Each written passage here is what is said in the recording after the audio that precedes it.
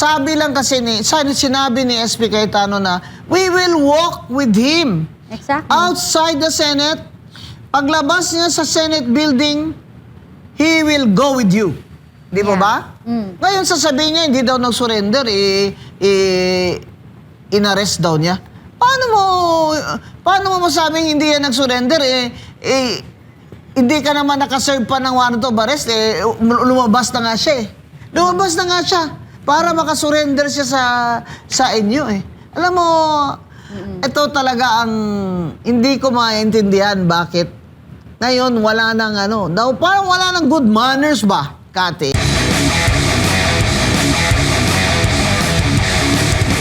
Yung pag-aresto kay Senator Jinggoy Estrada. Oo, Mother, parang halatang-halata, no? Parang yung halatang-halata ako sa akin, yung halatang-halatang pinipigilan ang flood control. Kasi bakit naunang hulihin ang mga senator kaysa dun sa mga binanggit na mga testigo tungkol sa flood control projects na mga congressman? Oo. Bakit diba? hanggang ngayon si Garjola ng CWS Party List, hanggang ngayon walang balita. Walang balita kay, sino pa yun? Congressman Momo? May nabasa pa ako mga ganon Yung mga contractors. Mga contractors. Diba? Contractors.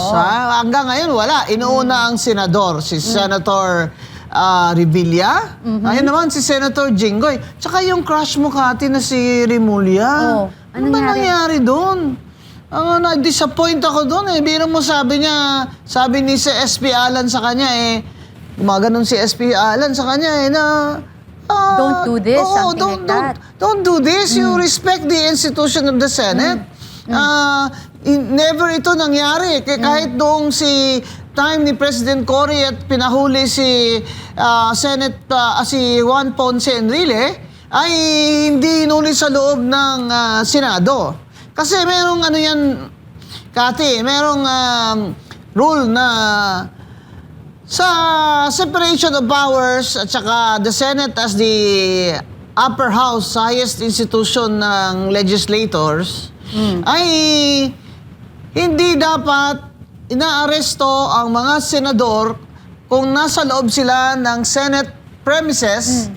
Ibig sabihin, kahit nandun lang sila sa ground floor, wala sila sa kanilang opisina, as long as inside the Senate building and while the Senate has a session on that day.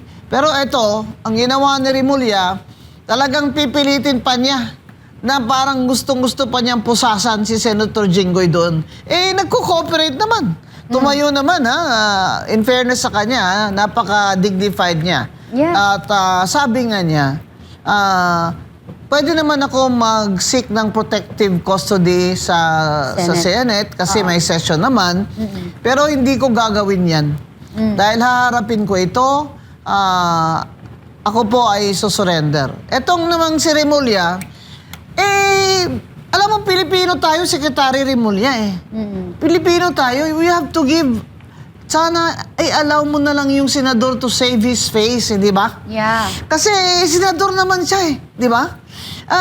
Hinalal yan ng tao, ikaw hindi ka nga hinalal ng tao, na-point ka lang ni BBM di ba? Kaya lang crush ka ni Kati, kaya hindi kita masyadong ibubrutal ngayon. Pero makinig ka, Secretary Remulla. Yung asta mo na yan, hindi ka na talaga magugustuhan ng tao. Yung astang, you are being brutish. Yan, English na yung, pastigan na ba? Sabi ba naman niya, Kati, sa kay Senate President Cayetano, please don't do this, sabi ni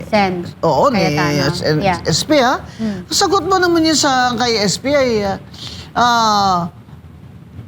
Sir, you have lost that privilege when Senator Bato did not surrender. Alam mo, Mother, may mali dun sa statement na yon.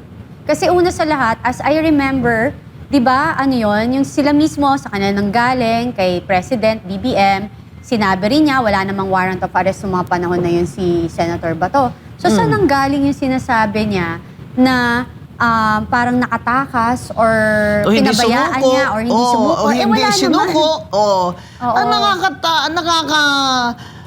Inconsistent ka, Secretary Remulla. Kasi pumunta ka pa sa Senate, sinabi mo naman na wala namang warrant Correct. Tapos ngayon sasabihin mo sa Senate President Cayetano, you lost that privilege when Bato did not surrender. At saka, Secretary Rimulya, ikaw hindi ka abogado, ha? Kaya, hindi pwedeng palampasin dahil alter ego ka ni BBM Secretary ka, eh.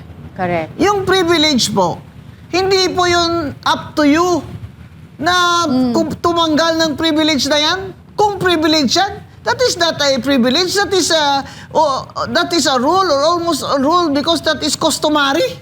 That is a customary courtesy because of the separation of powers. Because Yeah. ikaw, executive ang functions mo eh. Pero mo, sabihin mo, you've lost the privilege. Bakit, Secretary Rimulya?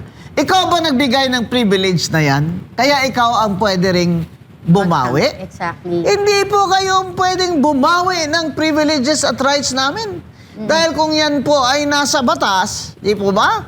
At yan po ay nasa prinsipyo ng demokrasya, hindi po ninyo yan basta-bastang mabawi sa amin. Kaya ayaw na ayaw ko yung sabi mo, you lost that privilege when you're... Alam mo, nagpapa-presidential effect itong si Rimulya, si John Vic eh.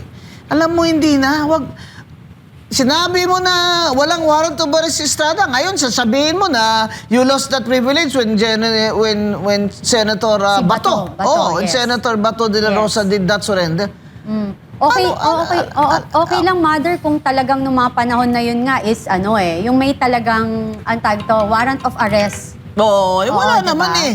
Si Trillanes lang daw ang may hawak ng warrant of arrest eh. Oo. Tsaka, tingnan mo naman yan kung talagang pipilitin nila ni Senate President Cayetano, pipilitin ipasok sa kwarto si Senator Jinggoy and will declare, the Senate President will declare, he is now under our Senate protective custody. You wait for the Senate, the session to adjourn. O di ilang araw pa yon, di ba? Ganyan.